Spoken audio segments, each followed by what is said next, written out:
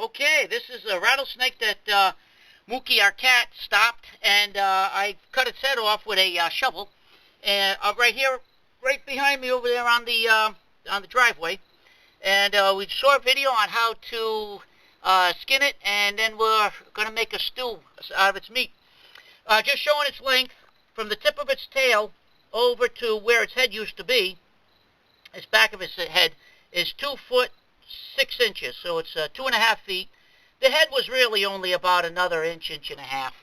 So it's got 6 rattles on it. 1, 2, 3, 4, 5, 6 rattles on the rattle. So what we're going to do is, this is the first time we're skinning. We're going to give it a shot.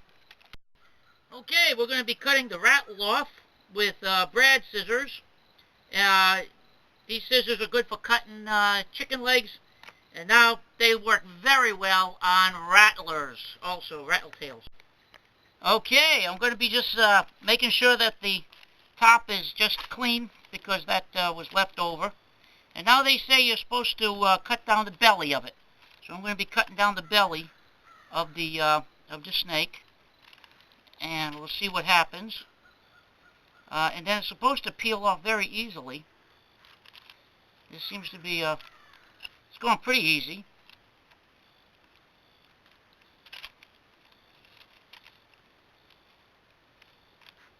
Trying not to damage the skin.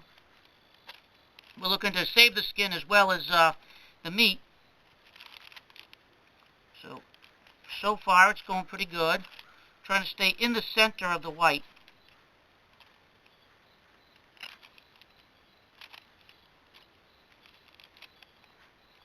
A little slimy, as you can imagine.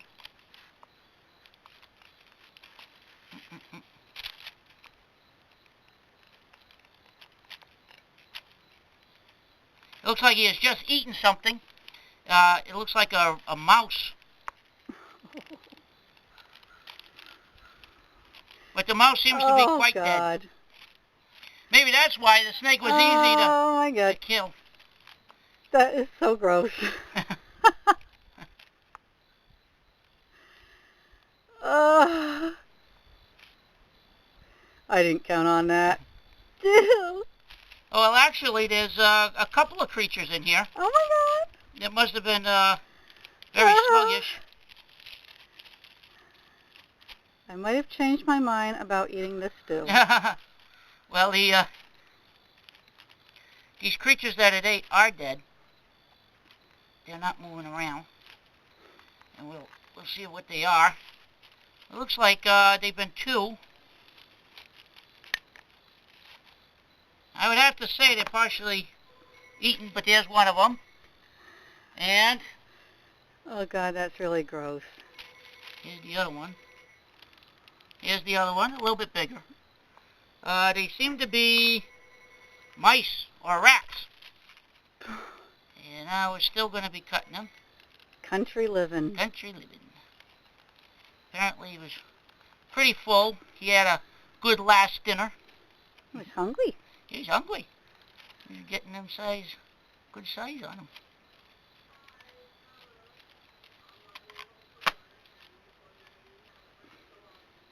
Okay. Want to cut it? It's at 2:48. Yeah, we'll cut it right here. Okay, now I'm ready to wash this. I just washed the blood and the hair of its last supper out of it. Now we're going to be ready to start skinning it. Okay, the next thing I'd like to do is probably just take the guts out of it, and so that it's separate from the meat. And what I'm doing is I'm just cutting the tissue along the where the guts are held in, next to the meat. And because otherwise they're not going to use it anyway. The guts, we don't eat the guts.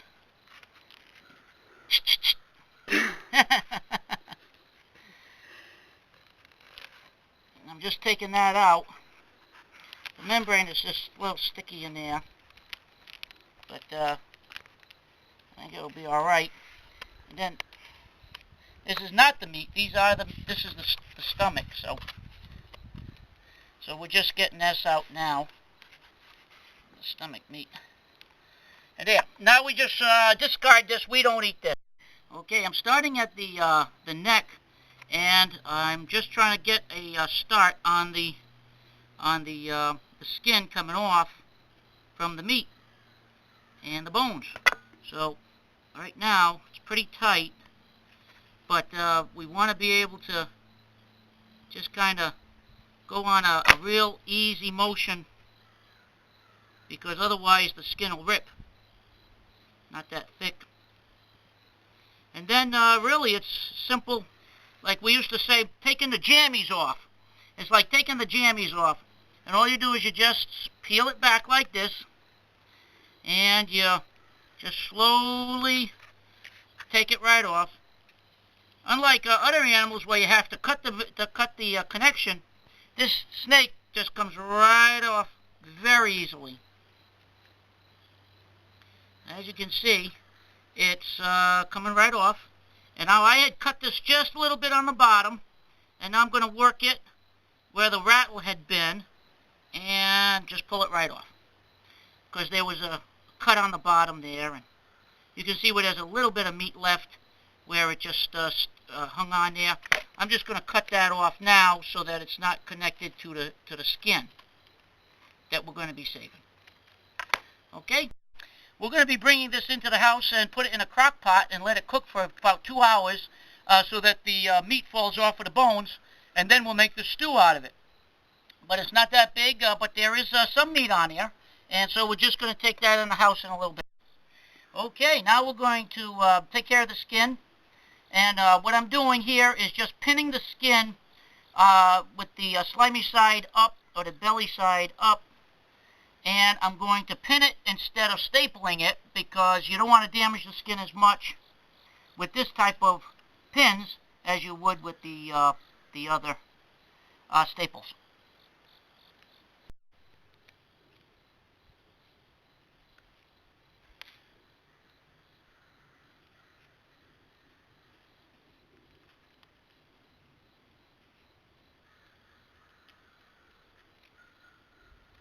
Having fun?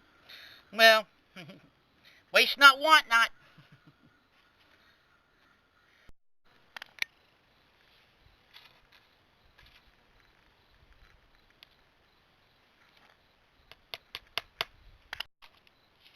Okay, now we just put a little bit of salt on the skin. This will help it to tan. And that's what we do. We just tan it very little bit, just a layer of it, and that's it. Okay, we're over at the sink now. We're just taking out some of the inside materials and just cleaning it up so that it can be mainly meat that's going into the crock pot. Okay, we put the body inside the crock pot, and we're going to cut a lemon in half and put half of the lemon in, so that it starts. That takes the gamey flavor out of it, and then we fill the bottom. We fill it with water to cover the body and the lemon. Then let it simmer for 2 hours. This is after about 3 hours in the crock pot. You can see it's now flaking off of the bone. So that's what you want it to be, nice and flaky. Okay, we're separating the meat from the bone, and it's a kind of a slow process, but you want it to make sure that you get all of you don't want bones in your stew. So you just peel it off, and it comes right off because it's separates from the bone quite easily. See, as you can see, it comes right off, and you put it into the pot.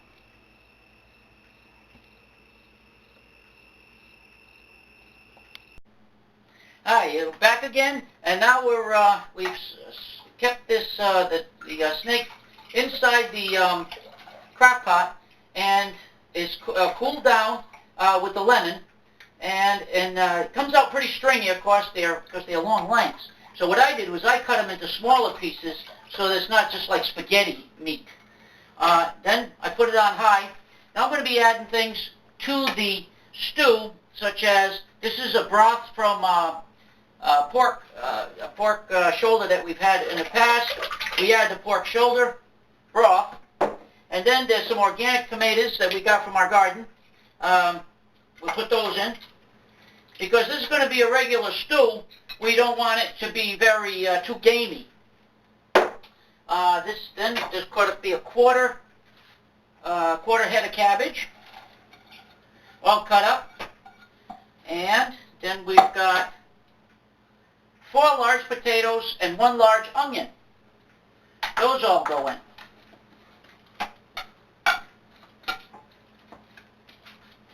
Now, we're probably going to have to add a little bit of water so that it's covered, but right now, we're just showing that that's what we're putting in as the base. And then we have onion powder, a tablespoon of onion powder in addition to the onion. That gives it flavoring, and onion is good for high blood pressure. Parsley is good to sweeten the stomach, and Greeks felt it was as good as onions for all kinds of foods. Basil is good for flavoring. And try to do a teaspoon of that, and a tablespoon of that. And then, of course, we go to a teaspoon of olive oil. This is good for hearts and for digestive systems. I usually go about 2 teaspoons of olive oil, and then 1 teaspoon of honey mustard, because that goes good with just about everything. 1 bay leaf, and pepper, 1 teaspoon of pepper. The last thing that I usually put in is going to be this, of a stew. Of course, this is the first time we rattlesnake stew. We're going to be going with a teaspoon of homemade vinegar. This is blueberry vinegar that I made about 2 years ago.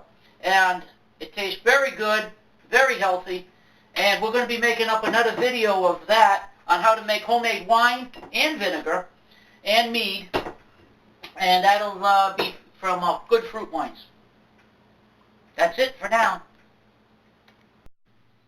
Okay, back again, and now we're going to try this stew, rattlesnake stew, out, which should be very good. There you go, hon. Thank you, hon. Let's try it, see how it tastes. We'd like to thank God for this food and thank the rattlesnake for its life. Amen. So be it. Amen.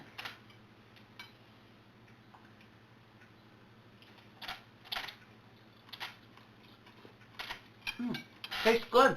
A little chewy, but it tastes good. It tastes almost a little bit like pork. I don't think it tastes more like chicken. It's a piece of rattlesnake just by itself. A little chewy, but good. A little chewy. Really not much flavor to it, actually. No. I thought it would be gamey. It's not gamey. No. We have a good set of seasoning in it. Yeah, it goes together with everything in here very well. Yeah. Of course, with stews you can put in whatever you want. You know, it's very healthy. Tastes good. I like it. I like it too. You can survive on this. Yep, it's a good survival food. And we have honored the rattlesnake by eating the meat, and of course we will be able to show its beautiful skin off after it's been dried. So it will be honored. It will be remembered. Thank you, rattlesnake.